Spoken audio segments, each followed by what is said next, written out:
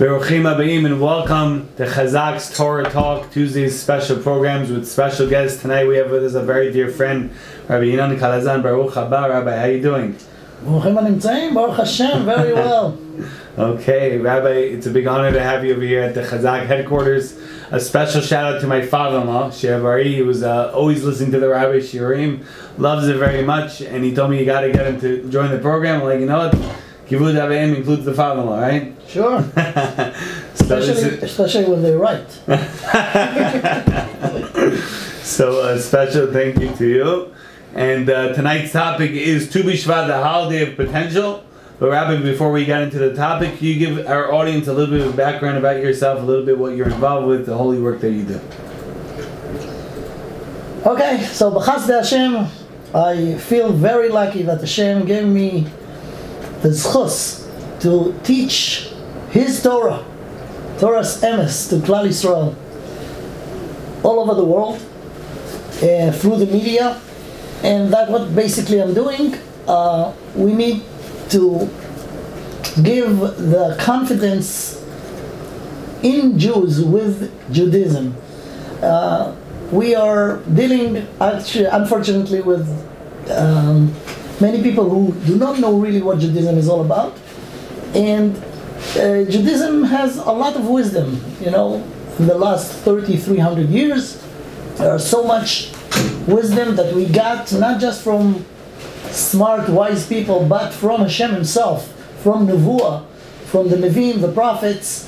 So they told us what is the real nature of human being is, and what the purpose of the universe, and this is basically what Judaism is all about, and it's relevant to every generation, to every person in every generation. So our mission, my mission, what I see the importance is to just take this amazing, tremendous, so much knowledge and translate it or give it to people in our way of thinking, translate it to our language. So that's what I'm basically doing. In this, in almost 4 decades already. Wow. Many years I was lecturing Jewish philosophy in Arachim organization that's based in Israel, but has branches all over the world. I live in America in the last 30 years, and I'm giving classes for Jews here in America, Americans, English-speaking speakers, or Israeli with Hebrew, and that's basically what I'm doing. Chazak u'baruch Rabbi. I know that the Rabbi does a lot more. He was actually not comfortable with this question, but we do it to all our guests. Yeah. So just for us to know a little bit more about the great work that Rabbi is involved with. So like we mentioned, tonight's topic is BISHVAT, the holiday of potential. So Rabbi, most people are familiar with the Jewish holidays of Chanukah, of Purim, of Pesach, Rosh Hashanah, but BISHVAT, many people always ask you, what's that, right? So maybe the Rabbi can provide us some brief background about what BISHVAT is all about. So, to be accurate, it's true. BISHVAT is not a holiday. It's not a holiday, but there is something very interesting about BISHVAT. The entire idea, basically, of BISHVAT is relevant to things called ma'aseh. When you have to just put aside, if you at the old time people was making their living from agriculture, so when you have your thing that you got in the last year, you have to divide 1/10 of it and give it to holy purposes like Bet HaMikdash, like the temple, like the whatever. So there are years of maaser, of things that you have to 1/10 that you have to put aside, and it's a little bit complicated. I will not go to all the details, but we have to know that we have a cycle of 7 years. For example, this year is year of Shemitah, that you are not allowed to work on the field in agriculture in Eretz Israel. And between the seventh are 6 years. So those 6 years divided to 2 groups. The first, second, fourth, and 5 are for maaser. How do you say maaser? That's tithe. 1/10 that you have to put aside for the Leviim, the people that was operating Beis HaMikdash at the time. And the 2 years that Gimel and Vav, the 3rd and the 6th year, are called, the Maaser was not given to the Leviim, but was given to the Aniyim, to the poor people. So each year like this has a time by itself. So therefore, the time in the year that divide between year to year relating to this thing, the 1/10 that you have to give to either to the poor or to the Leviim, this year started in the 15 days of Shvat, which is the middle of the winter. So this is the entire thing. But there are many things that connected to this, and about this we'll speak later. But this is the basic. This is Tu B'Shvat. Now, the fact that we're talking about a fruit of the Holy Land, there is something very meaningful that Hashem, from the entire world, God gave one place a level of holiness. This is the land of Israel, Eretz Israel, the place that Hashem, God Himself, dwelled in Yerushalayim. So Eretz Israel is more holy than any other place in the world. So the fact that the Holy Land produce fruit has extra meaning than any fruit that are in any other place in the world, and that will make it so special. Okay. Amazing. Okay, so Rabbi, now that we have a little bit of background about Tu B'Shvat, what are the practical actions that we should take to give more meaning to Tu B'Shvat? So this all sounds nice and dandy, but the average person, Rabbi, did. So first of all, Jews are in exile. They are spread all over the world. So we do not, as a nation, live well in our place, which is the land of Israel. So Tu B'Shvat is a very good opportunity, all over the world, wherever you are, to appreciate the fruits of Eretz Israel. And that's what we're doing when we taking into Bishvat the fruits, mostly the fruits that grow in Eretz Israel, which is Shivat Aminim, and make bracha on them, and appreciate the fact that Hashem gave us this land to be our homeland. And even if we were not born there, even if we will not even visited there, but this is the place of the Jewish nation. And the hope of the Jews during the history, wherever they were, that one day we will go there. We sang this every day in the pray, in Shmoneh Esrei, in Tfilat Amidah, and Birkat HaMazon. We have a special bracha al haaretz v'al hamazon.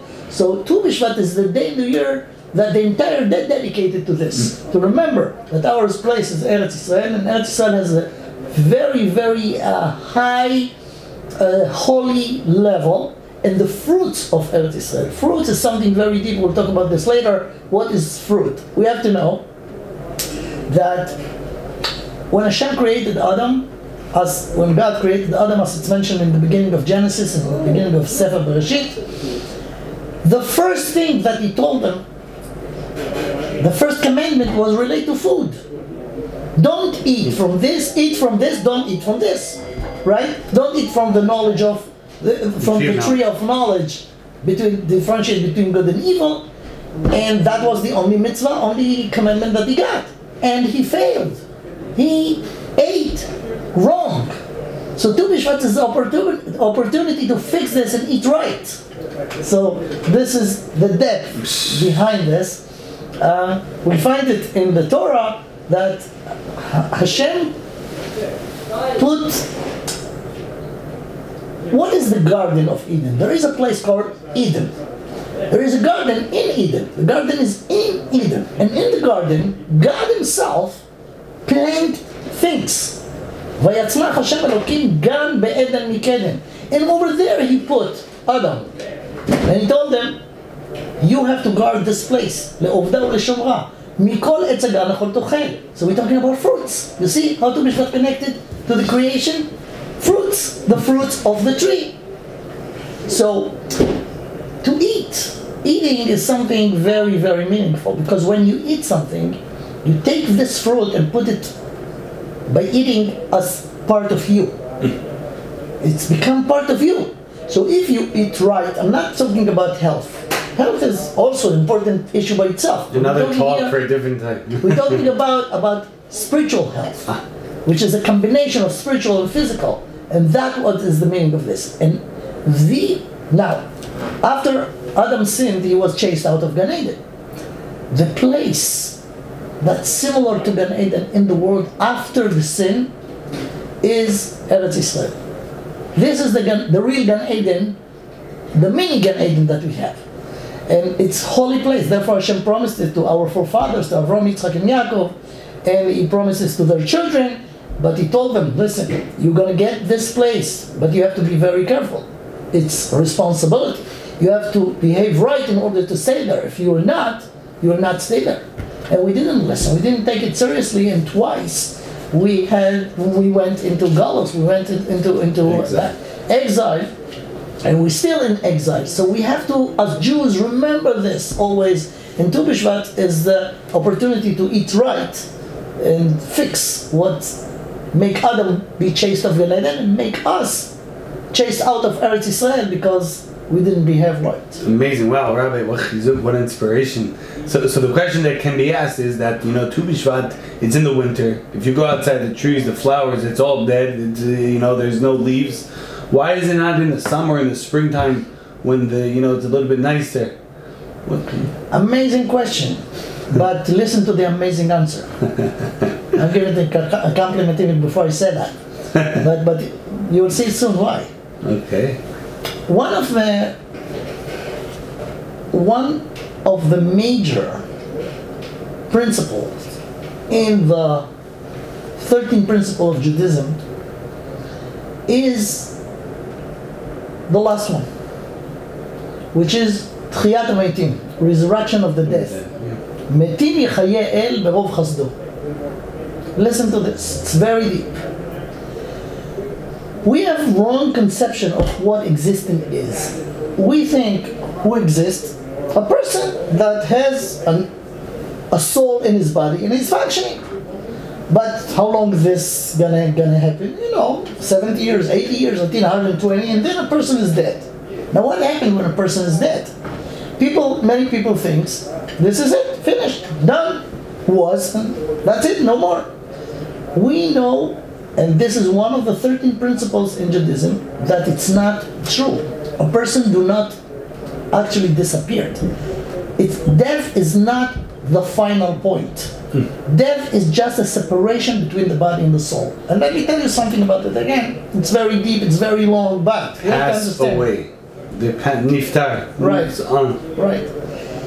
When you're alive, you look at the mirror, what do you see? You see your body, you do not see your soul. I never saw my soul, I never saw anyone's soul. In our physical eyes, we cannot see it. And we have an illusion that what our senses, including vision, but all the other 4 or 5 senses that we have altogether, give us a real picture about the real reality, which is completely wrong. Completely wrong. We saying only the surface. A body of a person is just the wrap of the real thing that's inside. So even if a person is alive, you could not see his soul. Death is a separation between the body and the soul. And the body, we know what's going to happen with the body. The body goes to the ground, and if you open the ground after a few years, you'll find out that the body is decayed and seems like finished. And this caused the illusion that death is the last point. In the Judaism, we know that there is a soul, and there is a neshama. And the soul is not physical. Therefore, only physical things are limited by time and space. And the limit by time make you to go to the end point of it. But it's only physical. Neshama is spiritual, it's not physical. Therefore, it's not limited by time and space. Therefore, death is not the end point of the neshama, but it's the separation from the body. And the neshama keep existing. Now, okay, people will say, you know what? It's nice to believe so, but what's the proof? And more than that, Judaism tells us that at the end of days will be a resurrection of the death, Tchiyat HaMeitim, meaning that the soul will come back to the body will be rebuilt, and the soul, the same body, will be rebuilt. It's not new body, the same body. that was there, decayed, and seems like nothing, this body itself will become again to exist, to real life, and the neshama will go back to it. So people could say, you know what? It's a nice thing to believe, but come on. Tu BISHVAT proving it. You know how? In the beginning of the winter, at least in the land of Israel, which is, you know, the seasons are different in America or different other places. The winter comes, you start to work on the field, you plow, you plant, and what happened? Let's say you take a wheat, take good wheat, and bury it in the ground. What happened to it? It decayed, and it seems dead, and it seems like a waste. You could use it to grain it and make a food from it, but you're burying it, right? And it's gonna be decayed, and then what happened? God sent rain, and the rain works, but it's quiet. The entire winter, it seems like everything is completely dead. What happened in Tu BISHVAT? You see the little things coming in the trees. This is Tchiyat HaMeitim. This is the resurrection of the dead. See, you have to wait. The winter seems like a dead time, but it's temporary. It's everything in order for the Aviv, for when the spring will come and things will grow back and will be revived. Now you could understand what Tu BISHVAT is. Tu BISHVAT relate to the last of the 13 principles, Tchiyat HaMeitim. And it says, Ki ha'adam etz hasadeh. A person is like the etz. So if you look at the etz, you could understand the depth of Tchiyat HaMeitim and Wow, Rabbi, powerful. Like you said, amazing. See, I gave it the compliment before because I know the compliment is 1,000,000% right. Unbelievable. Wow. Tchiyat HaMeitim is going to happen soon. Okay, so Rabbi, you just gave such a big boost. I love it. So what practical lessons, you touched on so many different ones about eating and about Eretz Yisrael and about Tchiyat HaMeitim. What other practical lessons can we learn from the holiday of Tu BISHVAT that we can take with us for the rest of our lives? I have an amazing message. Amazing. When you take a kid, as we said, Ki ha'adam etz hasadeh. It's like a tree. Right? It's like a tree. If you plant a garden and you want to plant a tree, so you put a tree, you have to work for it, right? You have to water it. You want it to grow straight, right? What happens if it's go this way? Crooked. If it's crooked. So you have to straight it.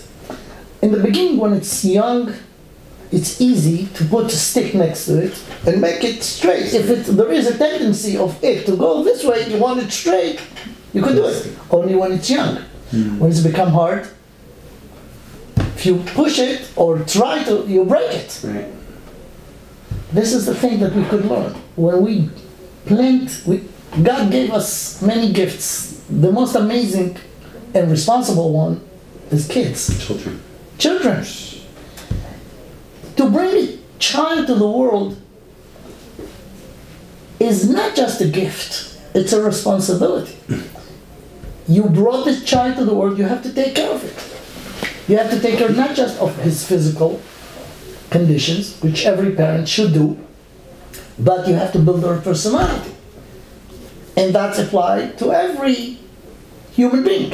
As Jews, we have extra, aside from all of this, to take care of the health, to take care of the spiritual, of the character. We as Jews has a mission in the world. We are the nation of God, and God gave us a Torah, and we have an obligation to pass it to the next generation.